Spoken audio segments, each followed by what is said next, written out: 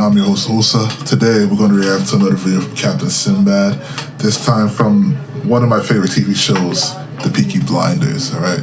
So let's check it out, see what he has to say about it. Before we start off with the video, make sure to like and comment on the video so it helps out with the algorithm and stuff like that, so that more people can view the video and more people can, so that the video can reach out to more people so that they can view it themselves, alright? So again, like and just put a comment on the video, you know, any comment at all. You can say what's good, you can say something positive, negative, it doesn't really matter. But again, like, comment on the video, alright? Have you considered my offer? I told you, we're not interested. You're making a mistake. I'm doing you a favor, old man. Let me tell you a quick little story, eh? There once was a little white pony, and he tried to make an offer to a big brown bear. And the big brown said, "Fuck off, pony." But the little pony wasn't getting it, so the big brown bear pulled out his gun and shot him in the head. It's a metaphor, are you getting it? Yeah, I think I'm getting it. Who you work for? Do you want me to say the name? Horrible accent. Oh my gosh, that was so bad. But I just had to say that. My bad. All right, let's continue.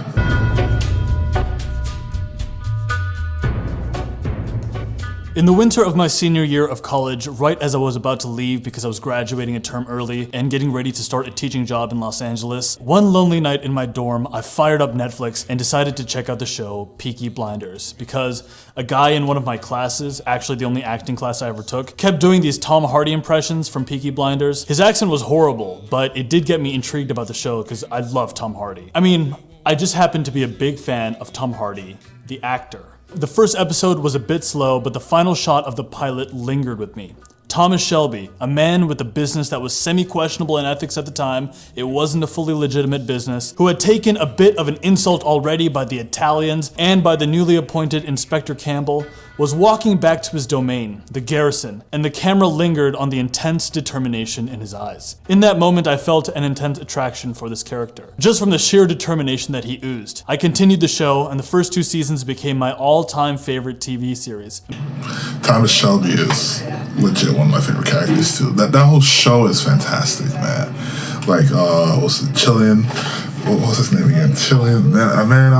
Shoot, I'll put his name on the video, but shoot, I totally forgot the man's first name. Wow, the man's whole name, really. I know it's Chilean something, but damn, but he does Thomas Shelby, bar none, probably one of my favorite shows. Like his description of Thomas Shelby, the mobster, is like amazing. Wow. And it's like it's how can I say it, man? And it's kind of hard to explain though, but like you really connect with the character, which is rare because a lot of shows I feel like kind of rush things a little bit. Like you don't have time to really like connect with the main character or try to understand the main character, which is kind of weird because most shows, you know, kind of center around one character, yet you somehow don't really have no type of feeling or connection. And I think this show does that really well with him and Thomas Shelby. And of course, the actor, of course, whoever's acting that character always needs to make it believable as well, though. But again, let me like stop interrupting. Let's continue. And although the show wasn't that big when it first aired, in fact its audience was quite small for its first 2 series, but eventually its reputation caught on from word of mouth, and now, at least on men's YouTube, it's like pretty well recognized. In today's video, I want to go over 5 quotes from Thomas Shelby, the main character of Peaky Blinders, because I think there's so much that he applied to his own life circumstance, and especially as someone who grew up in an environment where he wanted to do big things, he wanted to expand and make his family business something big, something monumental, something with legacy, and yet was also in a time where the people of his culture, the Irish, the Romani, the Gypsies as they called them, were sort of looked down upon in the show by the people of London and England at large. In fact, early on, when another character, Billy Kimber, is trying to insult Thomas Shelby, he calls him a pikey and drops a coin on the floor and tells him to pick it up. So even though this character is a bit of a gangster, there are a number of lessons that we can learn from him, and that's what I want to go over today. 5 quotes from Thomas Shelby and how we can apply them in our lives today. The first quote is this: "I can be fucking scared and carry on." One of the great indications of our success or incoming success to our roles as people comes from our ability to carry on despite how we feel about things. Because because a good portion of the time, you might not feel good about the work you're setting out to do. I often don't feel compelled to write. It's one of the greatest barriers to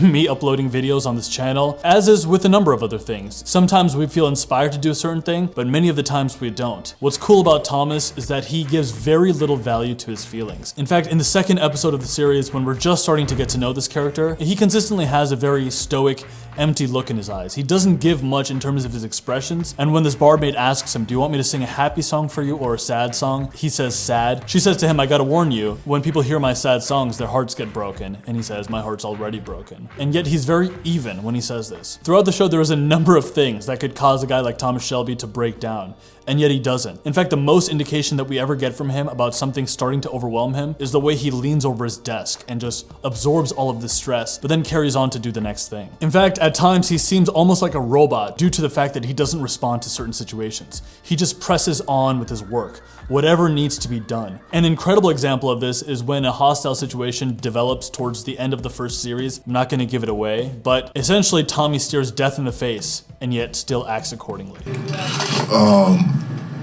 Again, well, excuse me. Right, so again, we always face things in life where we are always having to push forward, right?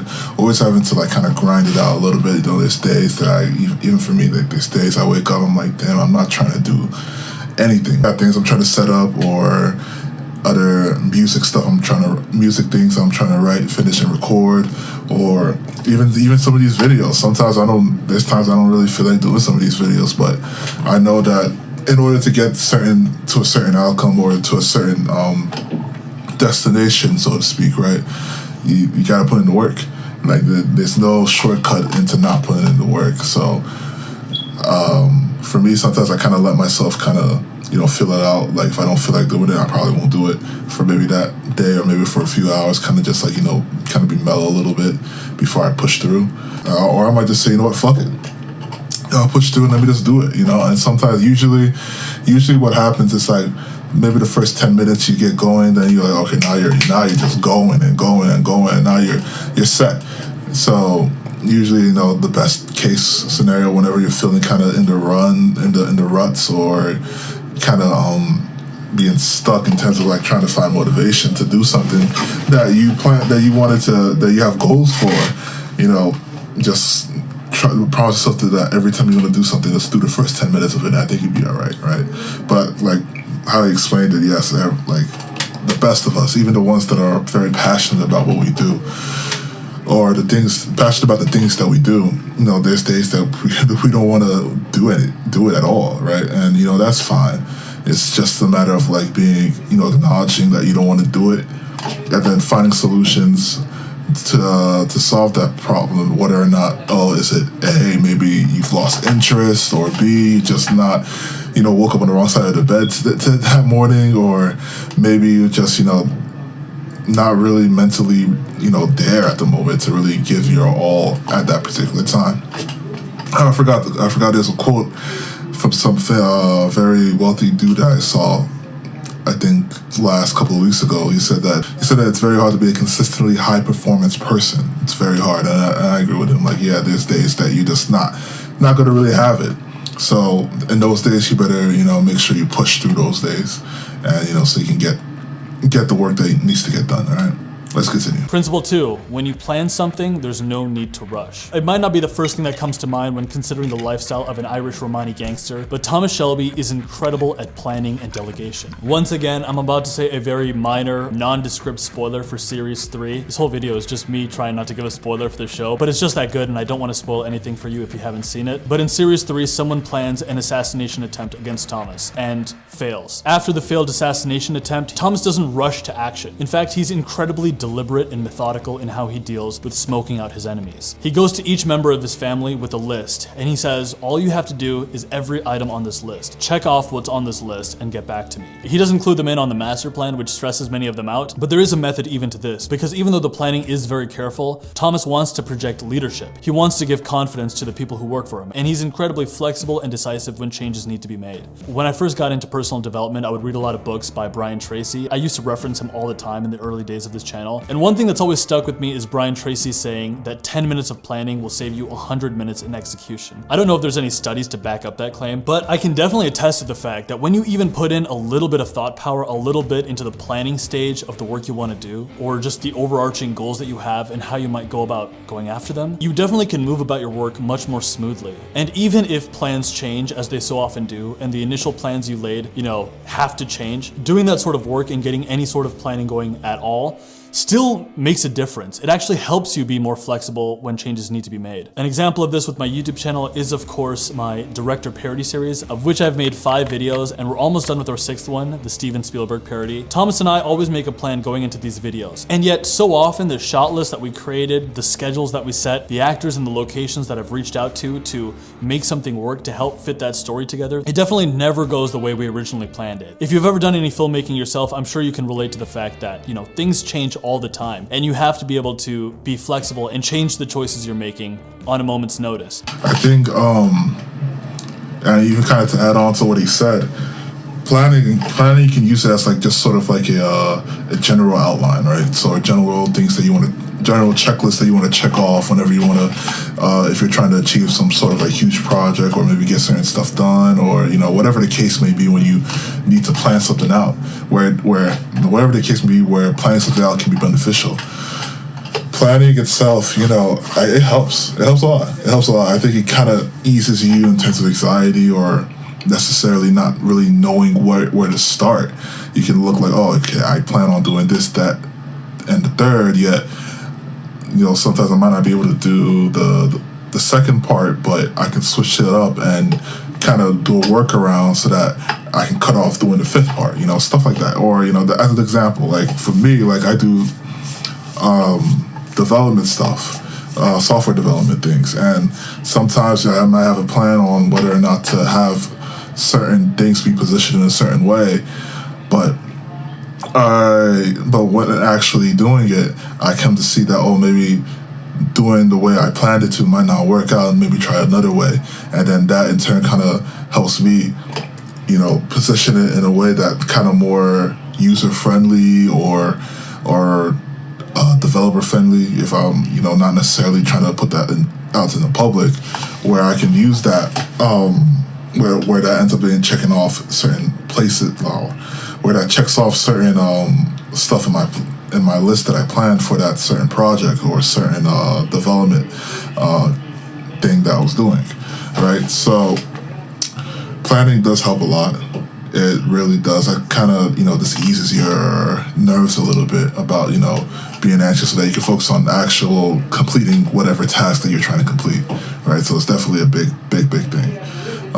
Let's continue. Here's a few things that have worked for me. Calendar blocking. It often just ends up playing to an ideal instead of what actually happens in my day. Ever since I made a video 2 months ago where I calendar blocked a whole week and then tried to stick to that schedule as much as possible, I was blown away by how much I got done that week. And so to some capacity, I've tried to keep up the pace with that, and it makes a world of difference. Every Sunday, I make time to time block everything I want to see happen in my ideal week. Number 2, keep different lists. This is an idea I got from the book Productivity Ninja, and it's this idea of having 3 lists. A master list for everything you want to get done at all. It's like everything that you can think of that, is a project that needs to be completed. That goes in your master list. A daily to-do list in which you look at that master list and pull out what you can do today. And then a separate list in which you can maybe track your habits. This isn't quite a list, but these are still things you want to check off every day. When it comes to my habit list, I use an app called Productive, and I can just swipe over when I've completed one of my 6 daily habits. These disciplines are meditation, exercise, 2 hours of writing, a green smoothie, affirmations, and of course a cold shower.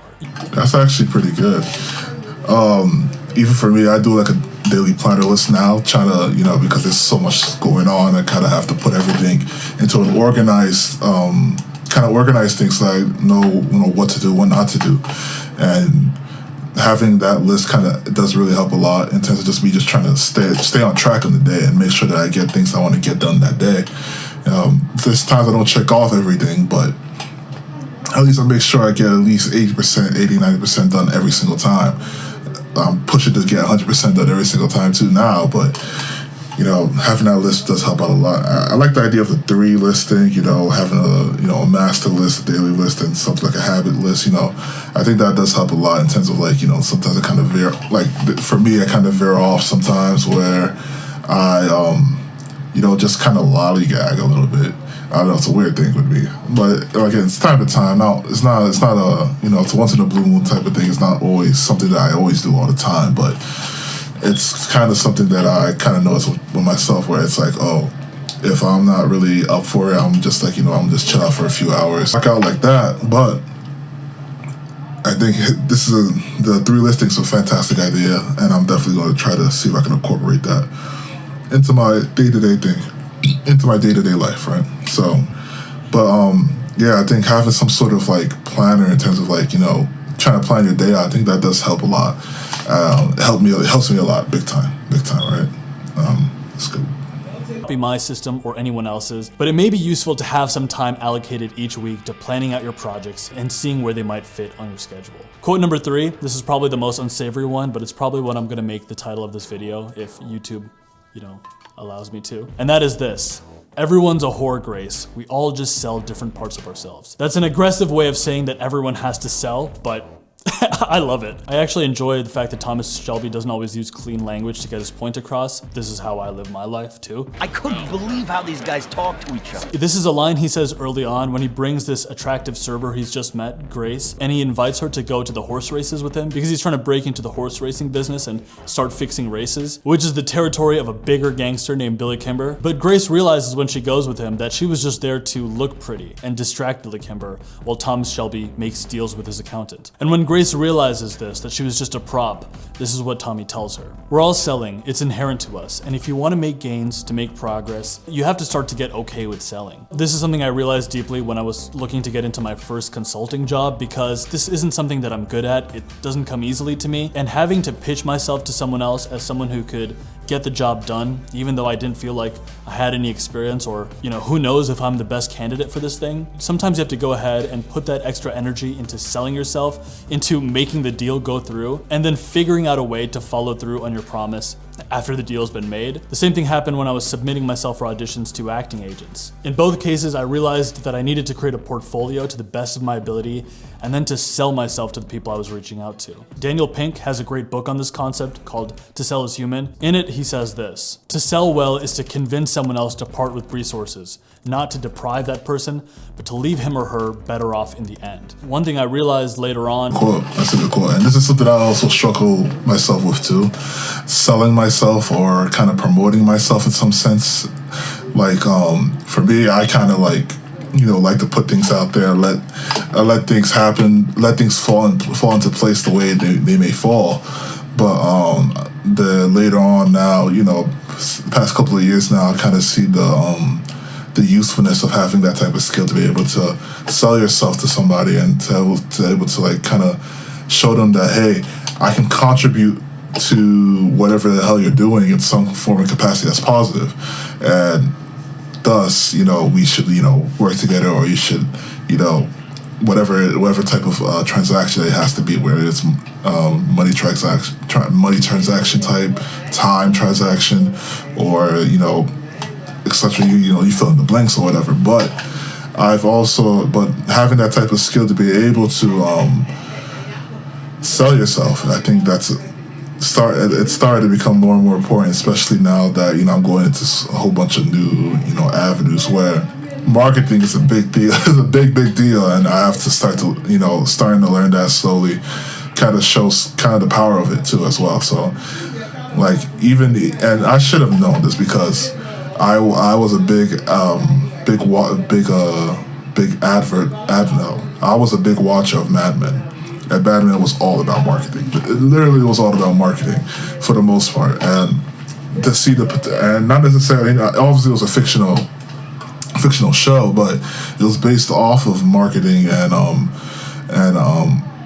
based off of the marketing world. And I forgot what the time it was, but it was based off of marketing, and I should have realized how powerful, and just to see how powerful it is that it can change your minds. Like Don Draper once mentioned about jewelry and how they've now had diamonds be connected to love, and Don Draper was like, no, diamonds are not necessarily connected to love. They just made you think that it was so that people could, so that the jewelers can sell their diamonds off as engagement rings, right? Which I thought was like, that's crazy, you know? Like, to think of it that way just shows how influential and powerful marketing or selling oneself or one item can be, right? So, you know, something to think about. Something to think about. The video right here, he has 2 more parts, but I'm gonna leave the video in the description box below. A lot of good points that he mentioned that you can definitely take and use in your everyday life to definitely, you know, improve it, honestly. Stuff that can be productive, stuff that, you know, you can use to kind of navigate yourself around the world whenever you're feeling stressed out or, you know, not necessarily, you know, trying to not be easily bothered or swayed by anything. Definitely. I think this was a solid video. A lot of good gems in this one. Definitely something you should, and definitely the planners and the 3-list stuff. Definitely you should try it out. See how that helps you out. Or maybe you might have something else that you use to help you get organized in terms of tasks or daily tasks that you have, or maybe projects that you're trying to finish. If there's anything that you use to organize yourself, whether it's, you know, daily planners or maybe certain calendar stuff, that time block calendars where you, like, you know, post a task in a certain time block and then you get reminders every time whenever you're about to finish, you know, anything like, or anything else that's kind of creative, you know, leave it in the comment section down below. I'd love to see some of the stuff that you guys use to help plan your days out and make sure you stay productive, all right? Don't forget to like, comment, share the video, subscribe to the channel if you haven't already. Hit the bell next to the channel so that you're get notified whenever a video drops. Usually it drops on Monday, but you know, you never know. So still hit the bell, make sure you're there, and I'll catch you guys in the next one, all right? Take care. Yo, 4 in the morning, come home from work yawning. Light pierces the clouds, skies dawning. You there cooking up in the kitchen, let me eat in peace. You don't stress me by washing the dishes. I lift up your dress shirt, I see your panties missing. I thought fatigue got the best of me, but I